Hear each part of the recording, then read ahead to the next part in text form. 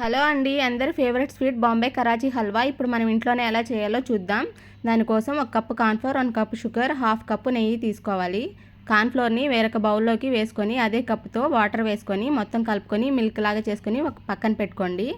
ఇప్పుడు వేరొక కడాయి పెట్టుకొని షుగర్ వేసుకోవాలి. అదే కప్తో వాటర్ వేసుకొని మొత్తం మెల్ట్ అయ్యే వరకు కలుపుకోవాలి. ఇప్పుడు కార్న్‌ఫ్లోర్ తీసుకొని మళ్ళీ ఒకసారి కలుపుకొని లో ఫ్లేమ్లో పెట్టి కొంచెం కొంచెం వేసుకుంటూ కలుపుతూ ఉండాలండి.